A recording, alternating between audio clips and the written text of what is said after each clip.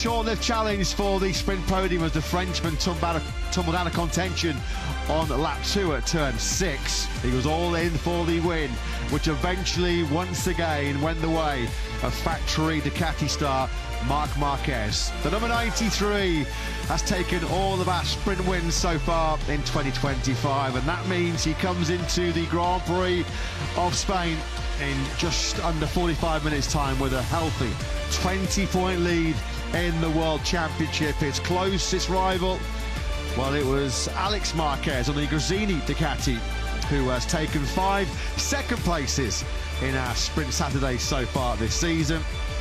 Can Quartararo bounce back and record his first Grand Prix podium in 2 years? As always, this was 6:30 a.m. This morning in Jerez, and the hillsides around turn and 9, well, they were already absolutely jam-packed to the rafters. This is why we love MotoGP.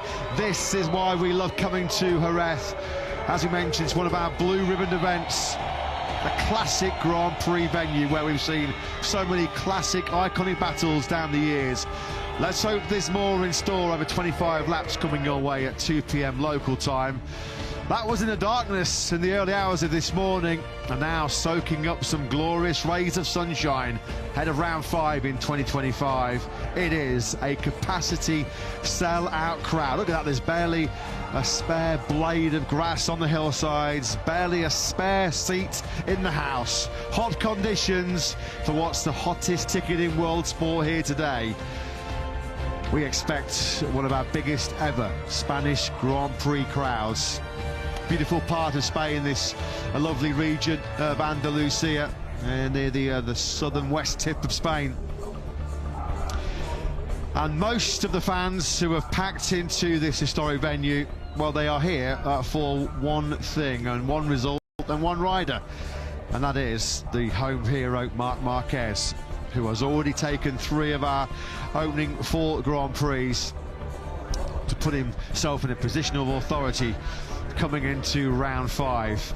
And this, if he does win the Spanish Grand Prix for the first time since 2019, if he does win the Spanish Grand Prix in MotoGP for the 4th time, previous wins for Marc in 2014, 2018 and 2019, well, this will perhaps be one of the most poignant wins of its Grand Prix career, because, of course, it was right here 5 years ago where Marc Márquez feared that a crash at turn 3 in the opening Grand Prix of 2020 may well have ended his career. That is all in the past, that is all behind him, because now Marc Márquez is back to his sublime best. And can he shine in the Spanish sunshine?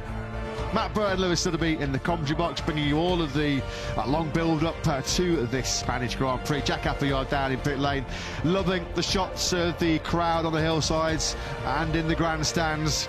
Trust us, you had to set the alarms pretty early to get yourselves into the paddock in Jerez this morning, certainly to get one of the best viewing spots around this 4.4 kilometre Jerez circuit. But after Moto3 and Moto2 have kicked us off today, we're all set for MotoGP action. This was a rewind to yesterday. Marc Márquez got a great launch, as always, on the factory Ducati. Super aggressive move on the brakes by Quartararo into the first corner. This, though, at the end of the back straight into turn 6. Fabio Quartararo just revelling in being at the front of any kind of race in MotoGP after a pretty barren couple of years. Just being that little bit too eager on the front end of that Yamaha into turn 6, and down he went. Marc Márquez, I'm not going to say picking up the pieces, because Marc looked like he was in cruise control yesterday, and this was him enjoying the special atmosphere after the sprint on Saturday. 93 leading what, a 10,000 strong choir out of the hillsides here. He does like to get them whipped up into a frenzy. He's got his own dedicated grandstand at turn 1 and 2. Lewis, the home crowd, as we mentioned, they're here for just one thing. They expect there's huge pressure on Marc Márquez to deliver his first Spanish Grand Prix success in what feels like 6 very long years. Yeah, and of course it could potentially see a story come full circle from 2020 here for Marc Márquez. The injury which looked like it had changed his MotoGP career potentially forever. Fortunately though, from a Marc Márquez point of view, it looks like he's now potentially going to return to those glory days which saw these grandstands come here and the fans pack them expectant of victory, and they're expectant of victory for Marc Márquez today. If you want to try and do what Marc Márquez does, then on Wednesday you can, when MotoGP 25 is available to purchase and download.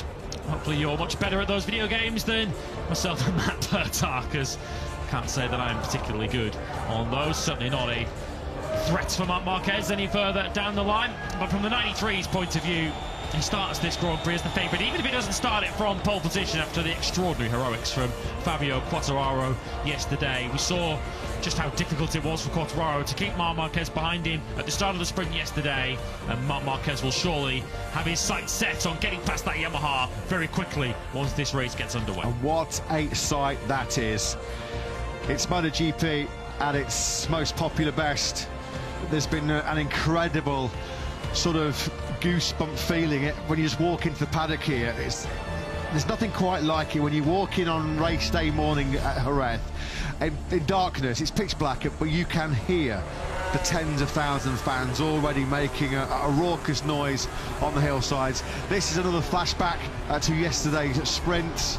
Marc Márquez going side by side with Quartararo's factory Yamaha. Just pushed Fabio onto a slightly dirty line on the outside. His Yamaha had already started shaking, perhaps some turbulent air as well. And this was where Quartararo's sprint podium hopes disappeared on just the second lap of 12 in that sprint yesterday. He has not had a Grand Prix podium, has El Diablo, since Mandalika all the way back in 2023.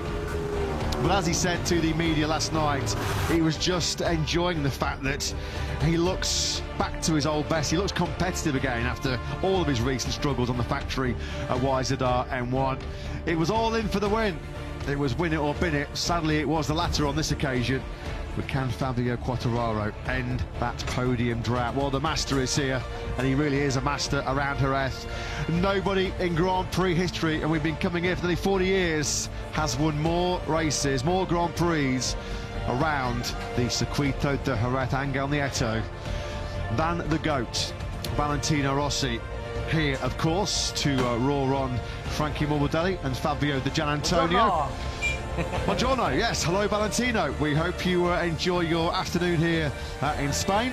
Yesterday, his boys, Frankie Morbidelli, 4th in the sprint. Fabio Di Gianantonio completing a lockout of the top 6 for Ducati. It was a painful old sprint as well for Frankie Morbidelli. Be a long 25 laps this afternoon for the Italian. A bit of neck pain, battered and bruised after a real hefty get-off yesterday morning at turn 4. Morbidelli wasn't alone in crashing in yesterday morning's free practice 2 session. There are a couple of riders walking a little wounded coming into this Spanish Grand Prix. Alex Rins is another who had a heavy crash in the same session at the same part of the racetrack. He starts from the back of the grid later on, but the eyes of the thousands upon thousands of Spanish fans are very much at the front. 3 world champions starting from the front row of the grid. Fabio Quartararo, Marc Márquez and Pecco Bagnaia at the Spanish Grand Prix share the front row. It does not get